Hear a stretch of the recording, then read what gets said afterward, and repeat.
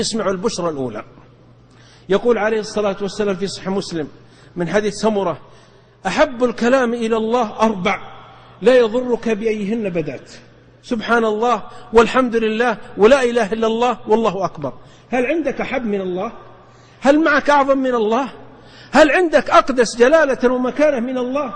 أتحب ما يحب الله؟ فإن الله جل في علاه يحب هذه الكلمات. أحب الكلام الذي تسمعه عبر الأثير وما يكتب في الصحف وما يذاع في الشاشات والإذاعات، أحبه 4: سبحان الله والحمد لله ولا إله إلا الله والله أكبر. وسوف أفسرها وأشرحها بإذن الله. لا يضرك بأيهن بدأت. ابدأ بالحمد، ابدأ بالتسبيح، ابدأ بالتكبير، ابدأ بالتهليل، فأنت سعيد. والله لا أغبط أحدا الآن تولى منصبا كبيرا، فقد رأينا المناصب تنخلع بأصحابها ويموتون ويدفنون. والله ما أغبط أصحاب الأموال ولا البنوك ولا القصور ولا الفنادق، قد رأيتم يدسون في التراب والله أشلاء. والله لا أغبط أصحاب الإبل ولا أصحاب البقر ولا الغنم ولا الذهب والفضة. والله إني ما أغبط إلا من لا تزال لسانه رطبة من ذكر الله وشفتاه تتحركان. جاء عبد الله بن بسر شيخ كبير على عصا متكئ، قال: يا رسول الله، ينتفض بلغ 100، يا رسول الله إن شرائع الإسلام قد كثرت علي، فأخبرني بشيء أتشبث به أتمسك به. قال: لا يزال لسانك رطبا من ذكر الله. اذكرونا مثل ذكرانا لكم، رب ذكرى قربت من نزح، واذكروا عبدا إذا هام بكم شرب الدمع وعاف القدح. ولهذا يقول سبحانه للذاكرين: فاذكروني أذكركم. البشارة الثانية في صحيح مسلم، يقول عليه الصلاة والسلام: اسمع، انصت، أعطنا قلبك، أعطنا روحك، أسلفنا وأقرضنا روحك ساعة من النهار يغفر لك ما سلف بإذن الله من الذنوب. قال عطاء بن أبي رباح: ساعة الذكر تكفر 70 مجلسا من مجالس اللهو واللغو.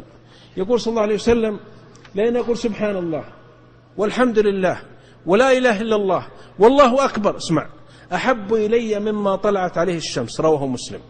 كل ما طلعت عليه الشمس من الممالك، من الدول، من الجيوش، من البنوك، من الأموال، أحب عند الرسول صلى الله عليه وسلم سبحان الله والحمد لله ولا إله إلا الله والله أكبر. يا خسارة من تمضي عليه ساعة وما حرك شفتيه بسبحان الله والحمد لله ولا إله إلا الله، أو بمطلق التسبيح أو مطلق التكبير أو مطلق التهليل. وعند الترمذي يقول صلى الله عليه وسلم: قال الله سبحانه وتعالى: أنا، هذا حديث قدسي، أنا مع عبدي ما ذكرني وتحركت بي شفتاه.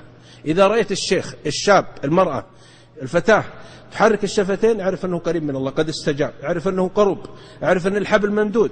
إذا رأيته غافل قال: ولا تطع من أغفلنا قلبه عن ذكرنا واتبع هواه وكان أمره فرطا. مجالس دخلناها ورأيناها تقسي القلب وتعمل بصيرة، مدح في بعض وثناء وكذب وضياع للوقت وضياع للعمر وقسوة للقلب. أعوذ بالله من الغفلة، أعوذ بالله ممن قسى قلبه، أعوذ بالله ممن صرف ليله ونهاره من أجل الدنيا ثم يموت يحاسب على كل لحظة. وأكثر ذكره في الأرض دأبا لتذكر في السماء إذا ذكرت، ونادي إذا سجدت له اعترافا بما ناداه ذو النور بن متى. البشارة الثالثة، وهذا حديث رواه أحمد في المسند وصحه الألباني، اقبلوها واسمعوا إليها. وهذا الحديث لم ينتشر كثير بين طلبة العلم ولا في المدارس، وقد ذكره كثير من العلماء، وابن رجب ذكره وصحه الألباني والإمام أحمد وألف فيه رسائل. تقول أم هاني بنت أبي طالب أخت علي، يعني بنت عم الرسول صلى الله عليه وسلم، شوف النسب هذا الذي كأنه نسب الشمس، الأطهر والأزكى والأبر، هي من بيت النبوة.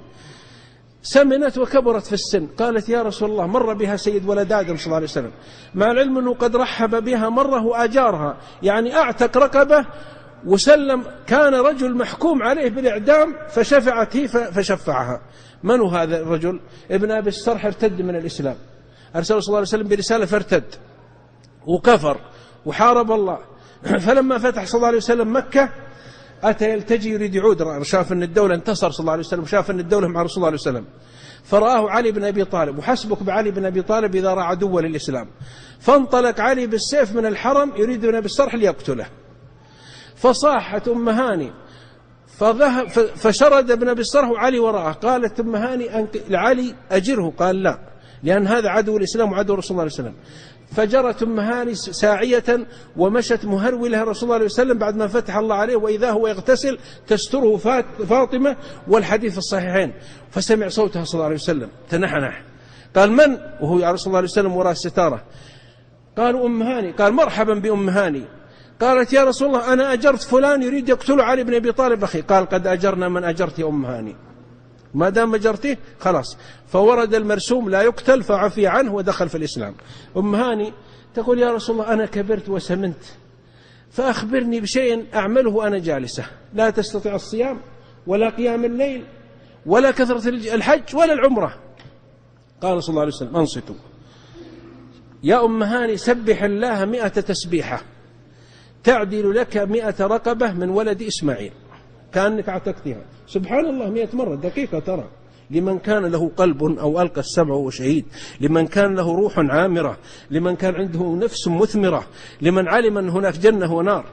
سبح الله 100 تسبيحة تعدل لك عتق رقبة من ولد إسماعيل. واحمد الله 100 تحميدة تعدل لك 100 فرس مسرجة ملجمة في سبيل الله. وكبر الله 100 تكبيرة تعدل لك 100 بدنة متقلدة متقبلة في سبيل الله. وهل لله 100 تهليلة تملأ ما بين السماء والأرض. رواه إمام أهل السنة والجماعة أبو عبد الله أحمد بن حنبل في المسند، وهو حديث صحيح، ونص محدث العصر الشيخ الألباني رحمه الله على صحته، فاقبله بشارة. هو ب4 دقائق 5 دقائق. هل